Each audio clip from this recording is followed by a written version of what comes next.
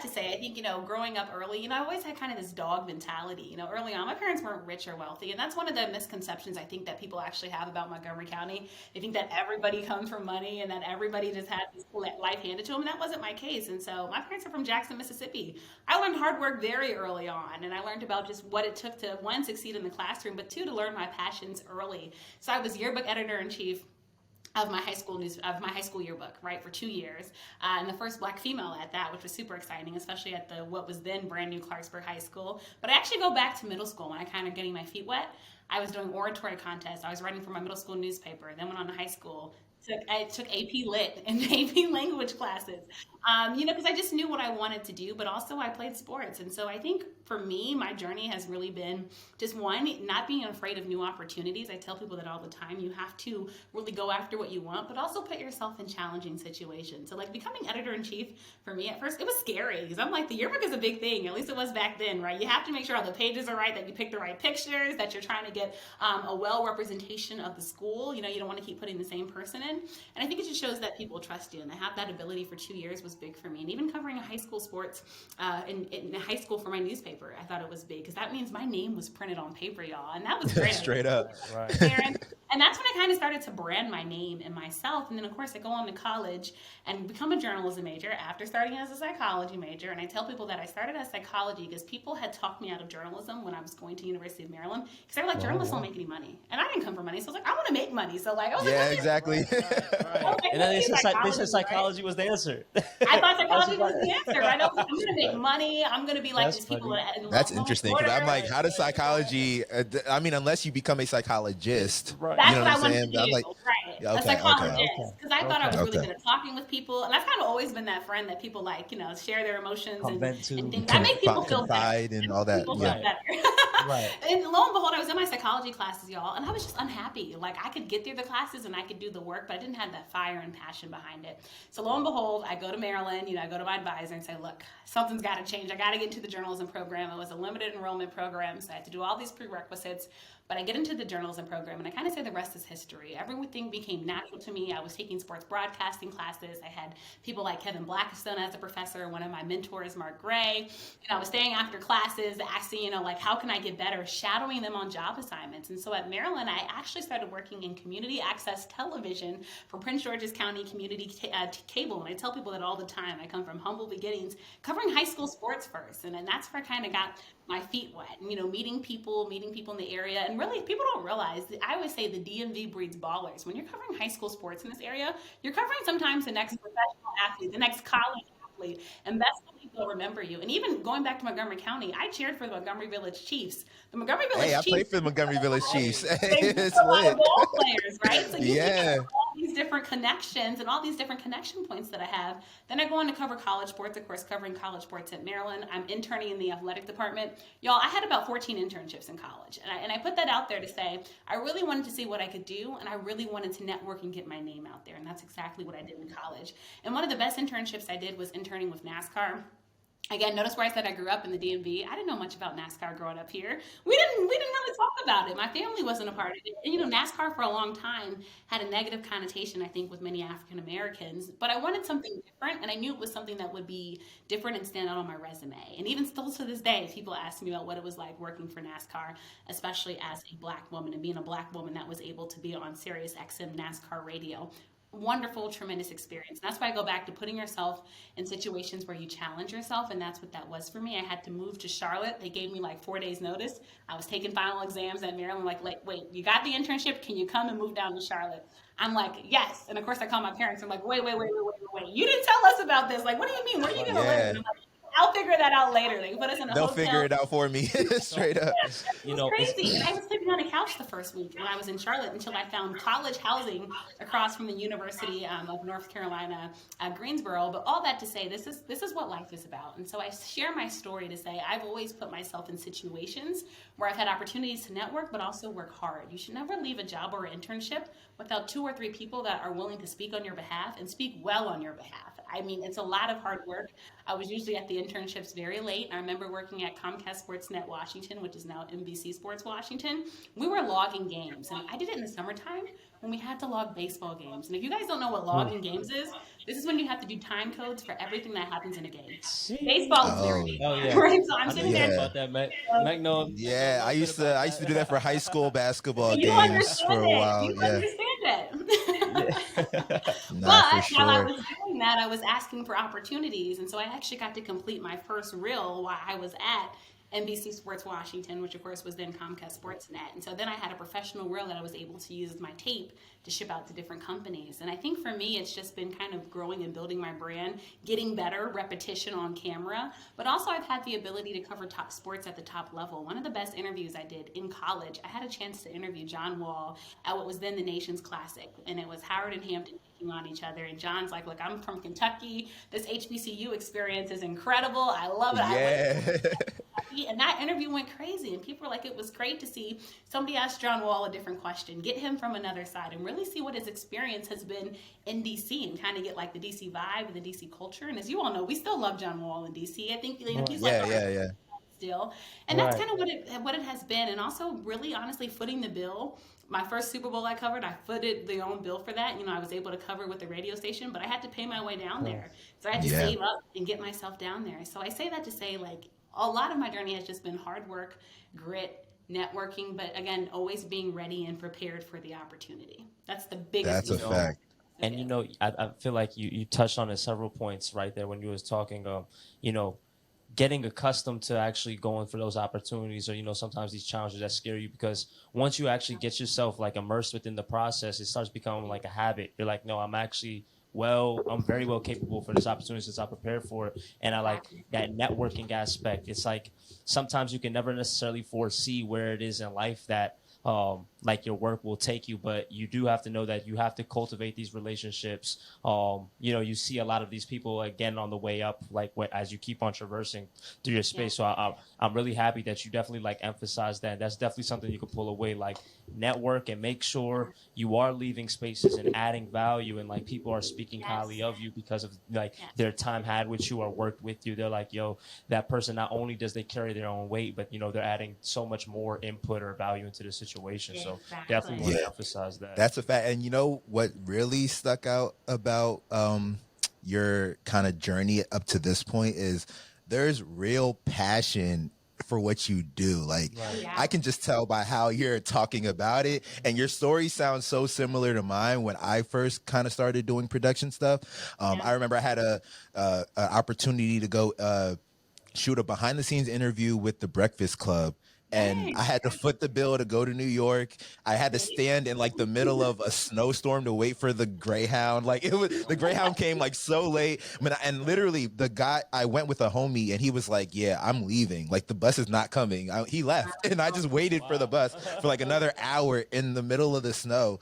But I didn't even think anything of it. And when you're doing these things, it's like, the passion is just really kind of like driving that, you know what I mean? And a lot of your stories have that kind of like that passion, that grit for just living out what you're trying to do. You know what I mean? And that adversity, I'd say, makes you stronger. I mean, so many times in life, we're put in situations like you and standing in that snowstorm, that's something that you always remember. But I know that opportunity paid off to you, and this is what brought us together today.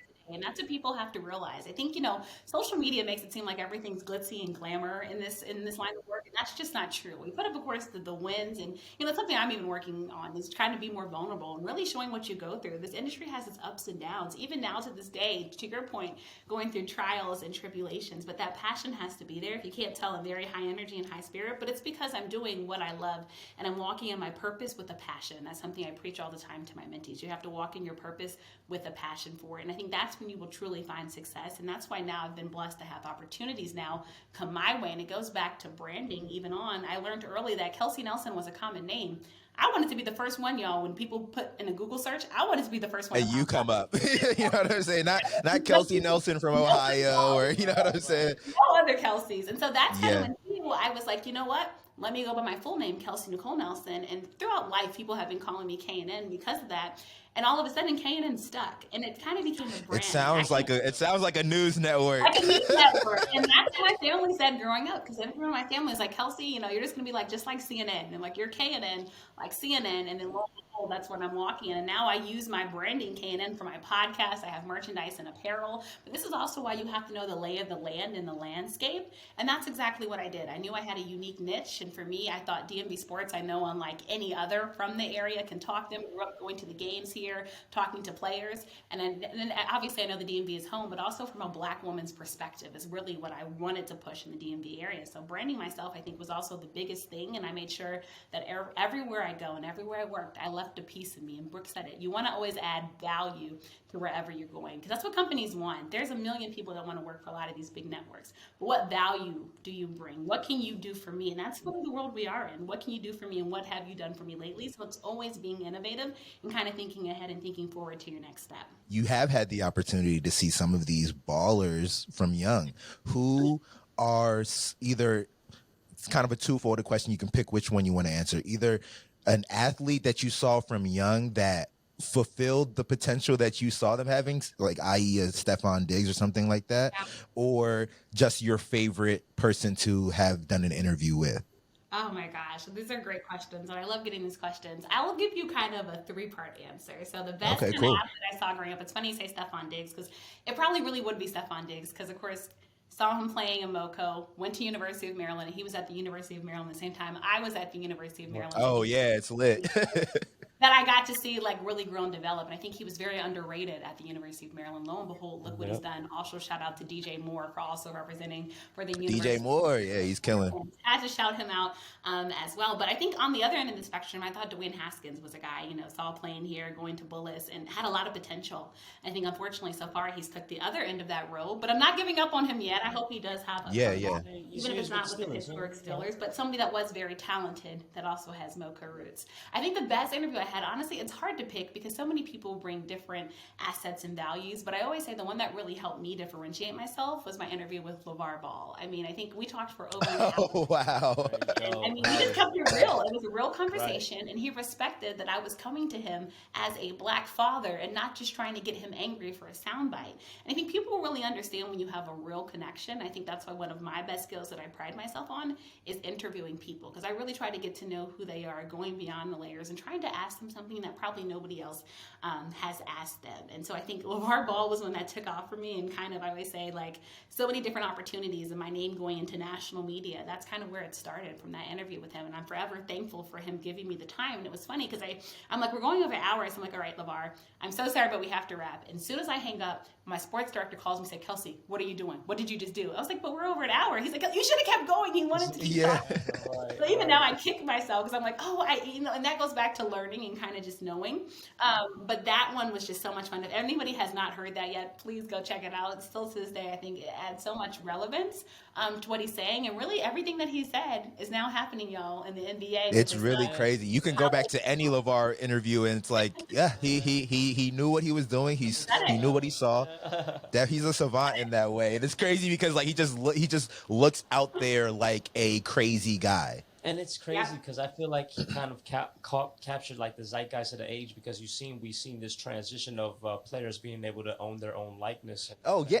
Oh my gosh. And like LeVar was kind of already like hyper aware of how it should have been, right? And he kind of just pressed up on that issue right at the moment, right before it transitioned. So everybody's like, yo, you're wild. That's crazy. Yeah. It seemed like it was too much branding, but you see it, like as plans unfold, you see exactly what the vision was, and now we're literally waiting on like Jello to get picked up, like get any 10-day contract any day now, because you see Lonzo, you know, like look at the Bulls, man, like they're in there. Lonzo and LaMelo. LaMelo won the Rookie of the Year. Like, no, yeah, he's stamped. It's time for him. Serious, but like Lonzo, like it's really good to see like this. The Bulls is like.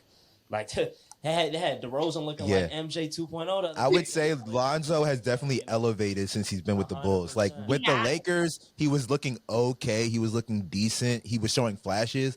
I like Lonzo Ball right now. Nice. You know what I'm saying? Like, he's good. Environment. He's in the right environment, like That's you a said. fact. Stop Yeah. the Lakers, and you think about the Pelicans. Being in the right environment and the right system, it speaks a lot. And not just in basketball, 100%. but in so many sports. We see some athletes like, why do In they life. Life, you're right. In any situationships or relationships you're in, it's so true. You Yes. have to be in the right environment with the right people Yes. and cast around you, because that's when you'll find true success. And what you all said, LeVar, he's spoken to existence what he already knew was going to happen. And lo and behold, look at name, image, and likeness now, especially in college sports, now that college athletes finally have the opportunity to make money off of their own brands. It's an exciting time in sports. Yeah, I think whether he meant to or not, he really exposed how kind of useless the NCAA is, outside of the fact that we'll give you a free education. It's like, what else do you have to offer? Like, you know what I'm saying? Like, LeVar kind of showed, like, yo, I can send my guys anywhere and they'll get drafted. Like, they're great basketball players, and I know how to, like, just, you know what I mean? He kind of showed that the NCAA is not doing anything except just giving these guys a free education. And the thing is, like, you would see on these, social medias of a lot of these players that are in high school, and not even like in their... They're famous. They're famous. Right. They're social media famous. Yeah. If you look at how they turn out their high school arenas, it's like, they are a real brand. Exactly. And it looks like wherever they go, even if it happens to be overseas, like the fans they'll follow there, For sure. Yeah. For sure. I mean, I had Amari Bailey on my podcast. Just wanted to allude to that. And what Amari's doing at Sierra Canyon. Perfect example. Yeah. Look at the crowd. I mean, they got Drake, y'all, in the crowds at that high school. Makes no sense. It's Makes crazy. no sense. And I think back to when we were in school, just think if we had social media like now, like they do now. I mean, brands that you can make. High school athletes now have, like, some of them have millions, hundreds of thousands of followers. Like, it's crazy. So now you don't even have to wait, to get attention from these colleges and universities. You can put your mixtape out there. It goes viral on social media. Literally. Everyone's showing up at your door. Yeah, it's just like early Napster times with music, but with sports. We were alluding to NBA talk. I think it's a good time to get into it. First of all, I feel like this is such a crazy NBA season thus far. Of course, because of COVID and what it's doing to lineups and everything like that. What have you kind of seen in this first half of the NBA season? I'm glad you alluded to it, because COVID-19 is, unfortunately, it's kind of leveling the playing field, but in a bad way for sports. Because right now, we're looking at the commissioner, Adam Silver, in the NBA. We're looking at Roger Goodell in the NFL, and just asking questions like, well, what will this do? And to your all's point, this is when it really matters. We're kind of getting into the thick of things. I'd probably say even more so in the NFL, and how COVID is depleting them when we're trying to talk about playoffs and playoff seeding and what that will mean. But I think in the NBA, it's been so unfortunate, and also in college basketball, because if we're talking about the DMV area, Georgetown just had to forfeit a basketball game because of the COVID-19 pandemic and what it's done to their team. But, you look at the Wizards and how they had to, of course, postpone the game against the Nets. And the Nets, geez, I thought some of us were going to have to lace up. The Nets are done. They got 4 players left.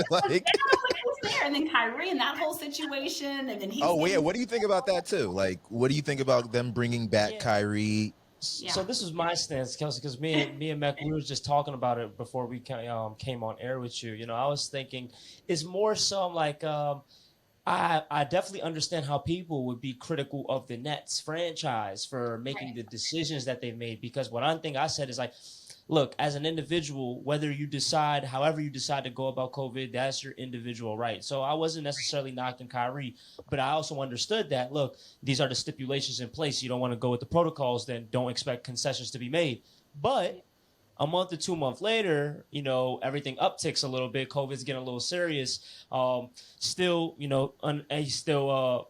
as at this point, unvaccinated, but now the Nets are making concessions due to the fact that everything we need you. And it's like, I'm thinking you still need to, like, at this moment, it's not like fans are not able to come to the stands. They are. So it's like, we still need to give our product. We still need something for the people to come to see. But I'm like, it kind of like, you put yourself in a hypocritical situation, because at first you're like, we're not going to compromise it. We're not going to do the half game half.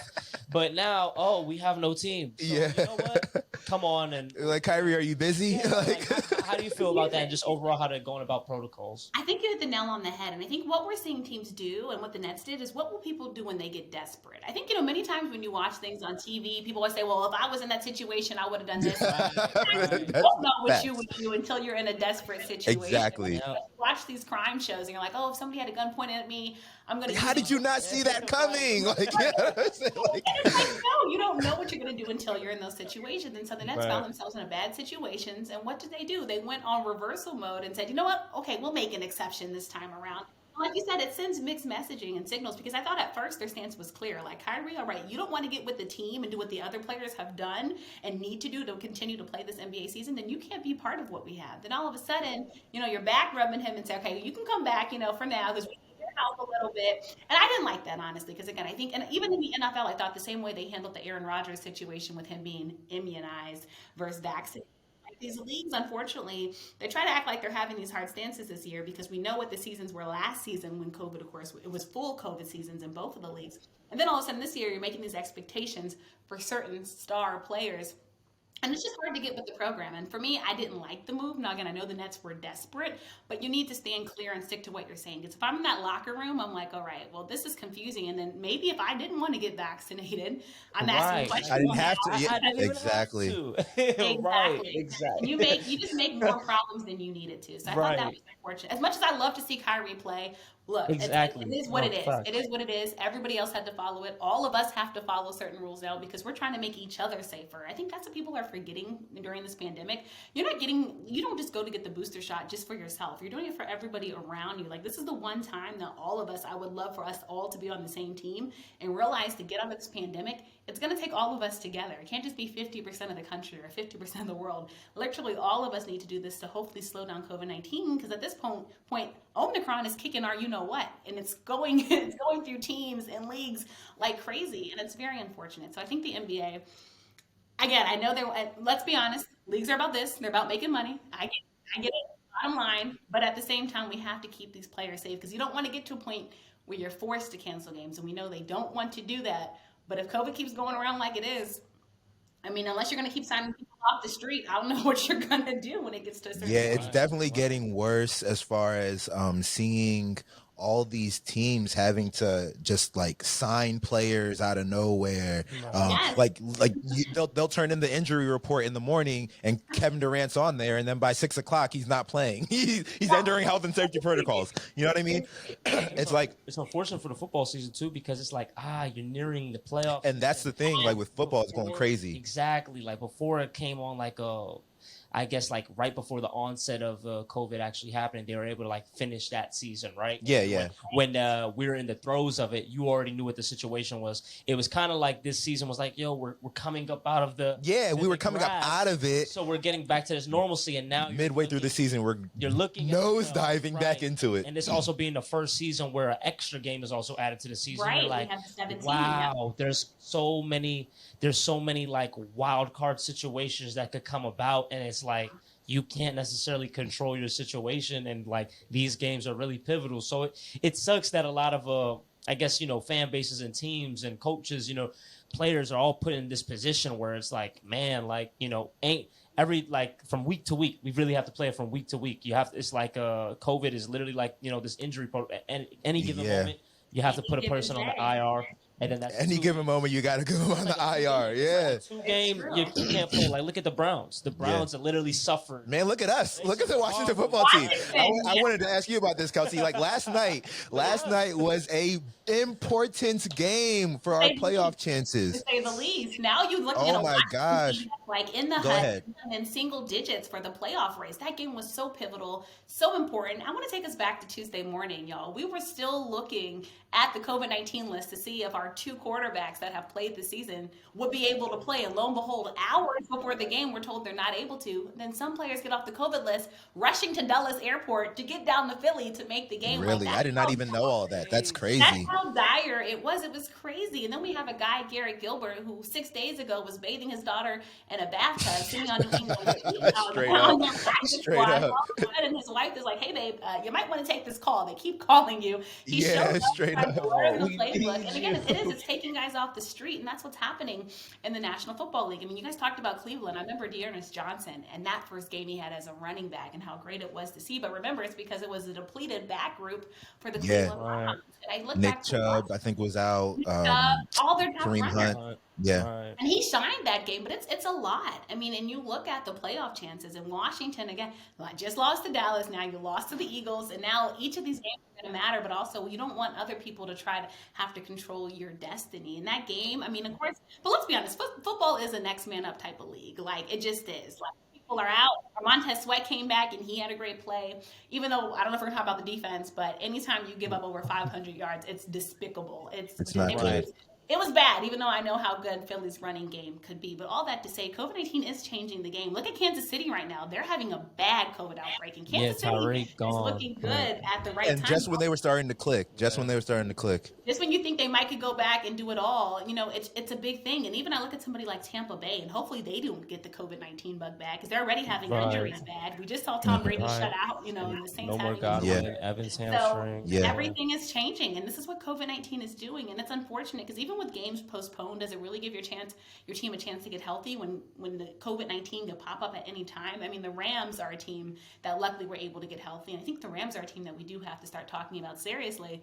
But yeah, Cleveland has had it bad. The Baltimore Ravens also had it bad on both the injury side of it and the COVID-19 side of it. And all year long. Right. It severely hurt them because Baltimore, I mean, they're like down all their DBs. Like it's getting pretty bad, and the Ravens were a team at the beginning. And then they lost, I think, their top 2 running backs in the beginning of the season for the season. Yeah. Remember, they had to sign Murray. They had Le'Veon Bell, and Le'Veon Bell is going to the Buccaneers. Shout out Harbaugh, man. I mean, it's crazy. It's crazy. So, yeah, I think COVID-19, especially in the NFL, you have to ask big questions because now you can't be so confident about, your team because, I mean, lo and behold, especially if your quarterback goes down, and we know how dependent so many of these teams are on their quarterbacks. Not every team has a backup like Tyler Huntley, like the Baltimore Ravens. I know, right? One thing they had to do with their backup quarter situation with Glennon. Like, it just wasn't the same. Not that the Giants are good.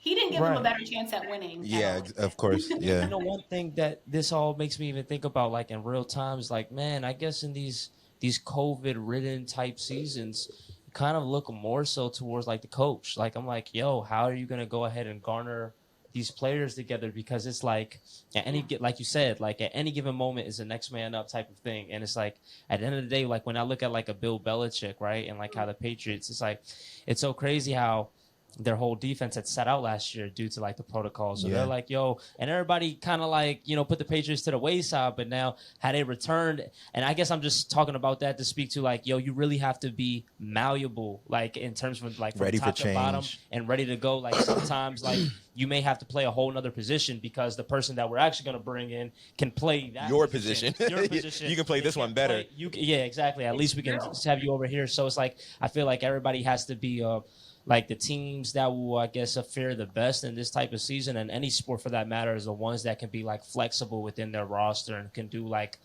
a multi-dimensional and can do several different type of things. Yeah. I'm so glad you said that because I was going to say, I'm so glad you said that because you're right. But I think it has to be up on the players to be able to do that and want to do that. Because I think back to the Baltimore Ravens last year, and you look at somebody like Orlando Brown Jr. I don't know if you guys remember the situation, but remember he wanted to play a specific tackle position, and Baltimore had to use him in multiple positions, right? Because they had depleted at injuries, and so lo and behold, he wanted out of Baltimore, and he landed in a good landing spot with the Kansas City Chiefs. But I think you bring up such an important point.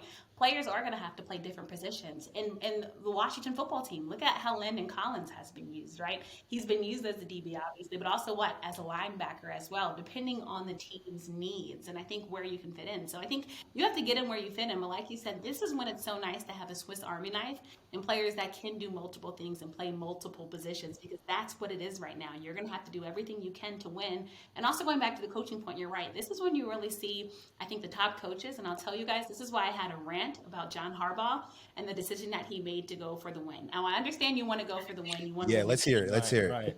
When you have a team that's hurt and depleted, all right, you're playing with backups. The defense hadn't done good all game really until the end, and then we're finally able to hold off and stop Aaron Rodgers. And you have the best kicker in the National Football League and Justin Tucker. To me, to give your chance the best team to win with a backup quarterback that is still getting used to it and his feet under the rocks and is playing pretty well, I would say kick it, and I would say kick it and go to overtime, because at least in overtime, I think you give yourself a better chance to win since you had the momentum going into that. Now Baltimore has lost two important games. You remember that one against the Steelers, a divisional game, and Yeah, when they went for two. AFC North races, and you had the chance to beat the Green Bay Packers at home. At home, to me, John Harbaugh. As much as I am a fan of John Harbaugh and the done that he's done in Baltimore, and let's not forget a Super Bowl winning coach. So I mean, you can't take away any of these accolades. To me, those were two bad decisions. Again, kick the ball, because Baltimore has not been the same Baltimore as of late, and at least let your team go to overtime. Baltimore's gotten better at come from behind wins, and your team does all that work now to come back, only to see it fall. And then also I thought, I'm sorry, but Greg Roman in that play calling, Mark Andrews was the main target all game. So throwing that ball to Mark Andrews, of all people, it just wasn't a good. You got to go with what works. Let me play devil's advocate a little bit. You can't do everything. Like it's just I hated that call. I'm sorry, especially again when your team. Let me play. It's crazy. Yeah. So if I'm playing devil's advocate a little bit, like I feel like because of some of the reasons that you stated, is why you try to win it right there. Like you said, they hadn't been stopping Green Bay all game, so maybe they do have momentum. But also, I if it's me and I'm against Aaron Rodgers, I don't want to give Aaron Rodgers the ball in overtime if I'm assuming he gets the ball first. Like, I don't want to do that. You know what I mean? But do you think that you have do you think you have a better chance with putting, I guess, a player in a situation where they have not really necessarily been, which is the 2 point, which you're going to win, or will you be like, let me just go with maybe something that I think is more of a sure thing, let Tuck go ahead and we can take it in, because it's like, I don't think that's a sure thing. I think going to overtime doesn't equal a win. It equals more time to try to win. You know what I mean? So right, it's that chance, and to me, it equals more time to try to win. But then also the chance is right there when you're on the 3-yard line trying to get it in for 2. Like that's also your chance to try to win. Quarterback. Let's remember that Tyler Huntley, backup quarterback that ran for 2 touchdowns and threw for 2 touchdowns. He was a backup quarterback that was killing. But also, I think people are quickly, and I'm a Tyler Huntley fan, but also he's still getting used to it. The Baltimore offense. Let's remember, Baltimore's offense was built for Lamar Jackson. Yes, Tyler Huntley is like a. He's got kind of. I'm not going to say he's Lamar. He's not Lamar, but he's got a good skill set to match it. But still, again, I think when you have a team and you look at all of those players, those new players that Baltimore had to bring in and get used to things, you saw players go down in that game. Not having a true signal caller on the end and a defensive leader, I think, on the sidelines. I think Baltimore would have did much better, especially when this was a must-win game. Look how close the AFC race is for the Kelsey, playoffs. these are all reasons why I'm like going for 2 makes sense. These are all like all the reasons that you're saying. I'm like, oh yeah, this is why you try to win it right here. Don't give more time. They haven't been as good this year going for 2. If you look at it, they've been more than often they haven't got it. I would agree with you if it had been going well with them. Another thing I'll point to, one more thing that I'll point to is that I remember earlier this year, they were playing the Raiders. It might have been one of the first couple games of the season for them. They were playing the Raiders, and they did take it to overtime, and they lost in overtime to the Raiders. You know what I'm saying? So it's like, but remember how they lost it. I love Lamar Jackson. It was. I remember it was crazy. It was crazy. It was a crazy throw to Derek Carr when they came out with the field goal team, but then they were like, nah, let's just try to win it. And then Derek Carr threw, but a busted coverage. And that's what I'm saying. Like, if Derek Carr can do that to you in overtime, what do you think Aaron Rodgers is going to do to you? Like, to me, it's like giving Aaron Rodgers another chance. I don't want to do that. You know what I mean? There's no scenario where it's like. Because again, when you go to the 2-point conversion, again, when your team hasn't, when you go to the 2-point conversion, again, you have a quarterback that's decent, but still getting used to playing and starting in the league. And you have a Greg Roman in an offense that's been in question all season. We all know Baltimore has had a hard time handling the blitz for the last couple of weeks. I think you do the safe decision. I'm sorry, I have to hold true to that. They brought the pressure. I hear that. Huntley was flushed out, and he had to make that quick throw pass. And again, he threw it, of all people, to Mark Andrews, who was a beast that entire game. But if I'm a defense, I'm doubling Mark Andrews because I know he's your best chance at winning this football game. And as a young quarterback, you're going to go to your safety blanket on the biggest play of the game. You're going to go to like, I know, Mark. Yeah. Exactly. And that's why I just think it was the wrong, especially again when playoff contention, and you know how close the AFC. Look at the AFC North. Look at what Cincinnati is doing, all right? You look at the Pittsburgh Steelers still in it, the Cleveland Browns still in it. Pittsburgh is starting to come alive. They were dead in the water a couple weeks ago. Now they're like coming alive. You about to say something? Yeah, I feel like sometimes the same the same thing that people rave about Harbaugh can sometimes be his downfall too. In terms of being a player's coach, I feel like he always wants to go ahead and put it in their hands. And sometimes, like, yo, Harbaugh, like, Be the coach. I feel like the players really love you because you do trust. You got to be the parent here. You got to go take it home. But it's like, lay yo, the discipline down. yeah, you got to read the writing on the wall and be like, damn, like, y'all aren't converting these players. Like, let's just chill. Like, let's just. That was my point. That was my exact point. Yeah, we always try to do this. Like, Yeah, you gotta be the parents. Like, we can't have McDonald's every night, guys. Right, no. It's kind of like Cam Newton. I mean, we all know Cam Newton, you know, when he can play like Superman, but as of late, you've seen Cam Newton benching things because it's a what have you done for me lately, and I need to see your type of play lately. All of a sudden, you're not going to just believe, you know, Cam Newton's going to all of a sudden turn back into old Cam Newton and, you know, just lead the Carolina Panthers to immense victory. And I think that's what it is. And so I think John Harbaugh, I get being a player's coach and I get believing your team, but also you have to know the identity of your team. And Baltimore has been up and down this season, inconsistent this season. So I think you play safe football with your team and try to get the win in overtime. If they lost in overtime, I don't think they would have lost any respect, again, because how well they played and the comeback that they did to turn that game around. But when you leave it to a 2-point conversion now, we just keep asking, what if? What if? Who's your favorite for the Super Bowl? Who can you see kind of, you know, making that run and ending up in the Super Bowl on both sides, AFC and NFC? Yeah, so, you know, I had Green Bay at the beginning of the season. I did have Green Bay winning. I didn't foresee Aaron Rodgers teaching us the difference between immunized and vaccinated. It's been a crazy year for Aaron Rodgers, dog. It's been a crazy year. Topic of conversation for like the last for sure. You know, so there's a lot of things that happen. But, you know, they look good on both sides of the football. So as long as they can keep Aaron Rodgers healthy, because I'm not trusting in Jordan Love, as long as they can keep him healthy, I think they have a very good chance. You know, you look at somebody, I know people were talking about Tampa Bay, but those recent injuries worry me a lot about Tampa Bay. Right. And I also like the Rams, I think, are a team that you do kind of also, if I'm being honest, have to keep an eye on because they're starting to look good at the right time. But still, it's hard to choose against Green Bay. And Kansas City, I mean, I have to see what happens with this COVID outbreak. And as much as I kind of hate to see it, Kansas City is hitting at the right time. And they're coming alive. So it's hard to count out against them. But I'll tell you all, I think we've been spoiled this year because we've had so much good football, and this race is so tight. Yes. Personally, I love it like this. I don't like any team kind of being a runaway home favorite. I mean, I think all of us were surprised. I couldn't believe what I was seeing on my Twitter timeline to the Arizona Cardinals getting spanked by the Detroit Lions. Oh my gosh.